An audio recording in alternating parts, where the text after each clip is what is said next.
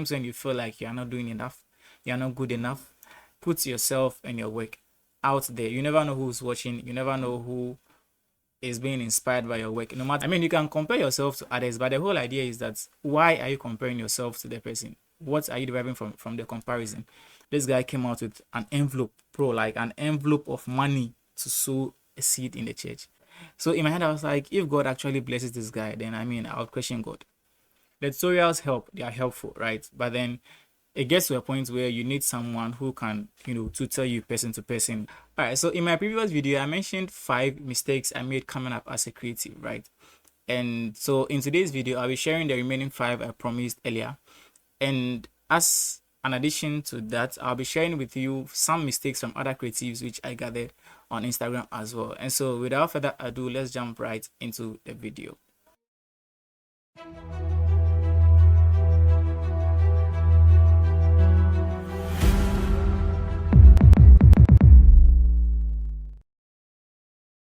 All right, so we'll be taking the first one from, I used to clear my working files all in the name of I want space until I had to redo a design, right? And I think this is something that we can all relate to.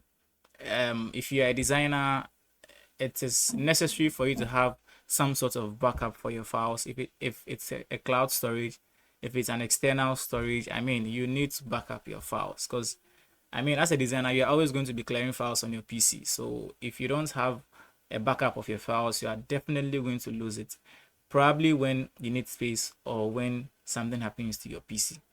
The next person said, feeling reluctant in sharing or posting my work because I felt I wasn't good enough back then. And this is more like the imposter syndrome kind of thing.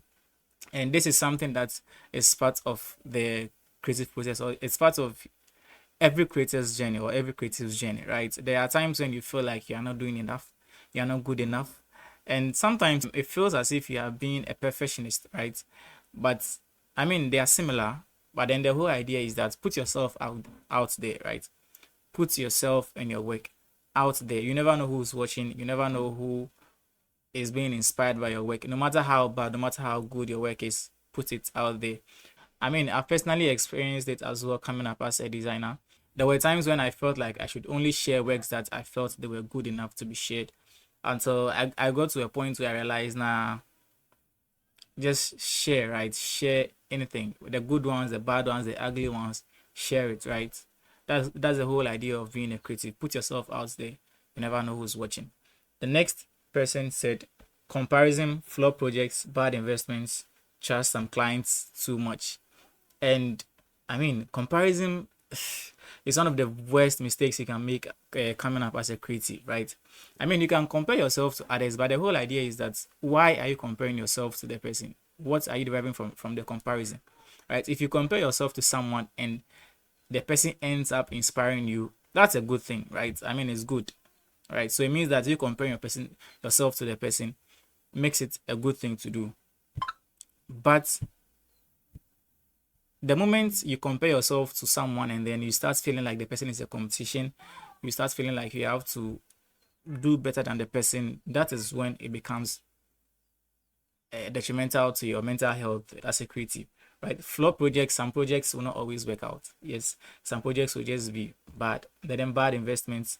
The bad investment could be tools. There are some gadgets you would buy that will not be quality. Some gadgets will not last. There are some courses you pay for and then you might not get the actual value from those courses, and also trust some clients too much.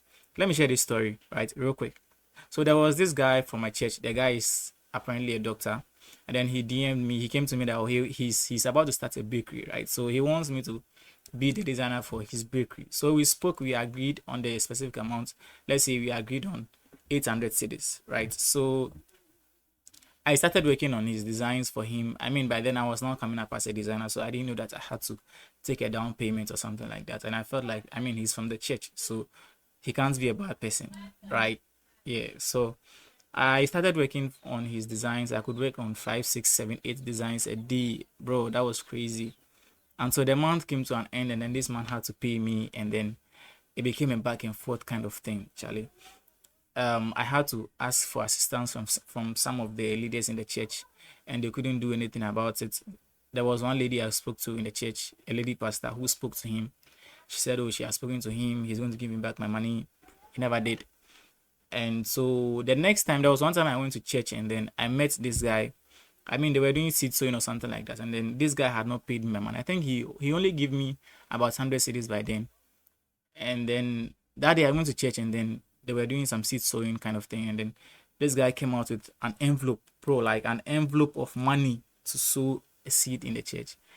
And I was just in the congregation, and then I was like, God, like, I mean, I don't understand. This guy literally duped me of my money. He made me work for him for free. He decided not to pay me, and then he's coming to pay. He's coming to bring money to sow a seed. So in my head, I was like, if God actually blesses this guy, then I mean, I'll question God. I will question God. Yeah. So yeah, there are some clients that you don't need to trust them too much, even if they are from the church. Don't trust them unless they earn your trust. By the way. All right. So the next thing was that money wasn't my motivation to design back then, and it's helped until my PC got smoked. Yeah, this is a 50-50 kind of thing. It's good and it's also bad at the same time.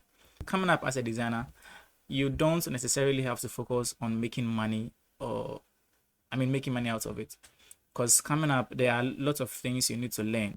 So personally, coming up as a designer, I was doing a lot of things. I was doing a lot of works for free, and I mean, it helped, right? It helped. I was recommended to other people. I gained some sort of exposure. I feel like it's when you are beginning as a designer that you need exposure. But then it gets to a point where you see that your skills are beginning to improve. Your skills are actually getting to that like high level, that's high quality kind of thing. And then you realize that no, I have to start charging, because if my PC gets spoiled, nobody's going to buy it for me. If I need to pay for a particular software, no one's going to do that. If I need to buy tools or gadgets or anything like that, no one's going to do that for me. So I have to charge for my services or for my skills, right? So yeah, it's a 50-50. Is good and it's bad at the same time. Just know when to charge and when to just help someone out, right? All right. So on my end, one mistake I made that actually made my growth as a designer really, really slow was that I didn't have a mentor, and that was a huge mistake. If I'm to restart design this year, 2025, I would definitely get a mentor. I mean, even if I have to pay, and if I can't afford to pay for the mentor, I mean, I have to talk to the person. Just find someone whom you can talk to, right? And it's not always about the tutorials on YouTube and all of those things. The tutorials help, they are helpful, right? But then it gets to a point where you need someone who can, tutor you person to person, someone who can engage you and help you get over some hurdles that you are going to face coming up, or on your journey as a creative or as a designer. So yeah, I'd get a mentor, definitely get a mentor. And then the last point I'd mention is that I was more of a perfectionist, right? And I never really saw any of my designs to be good enough, right? Which actually relates to putting yourself out there. But then I'm trying to focus on perfectionism, right? So coming up, I was always not okay with my designs. Like I never, no matter what someone tells me that, bro, your designs are good, your designs are amazing, your works are great, I always felt deep down that my designs were not good enough. And that was the reasons why I hardly posted any of my works until maybe some way somehow I got some sort of motivation to post. But if not, I always kept my designs, right? So don't be a perfectionist, right? Don't be a perfectionist. No matter how bad you think your designs are, they are good. They are good, right? And so you have to put them out there, post them, right? Don't trust clients. There are some projects that are not going to work out well. There are some gadgets you're going to invest in and then they are not going to work out well. Just keep that at the back of your mind, right? So that will be it for today's video. If you found this video helpful, I'd really appreciate if you can subscribe to the channel, like the video, and share the video with any creator out there or any creative designer out there whom you think this video might be beneficial to. And so I'll see you in my next video. Peace out.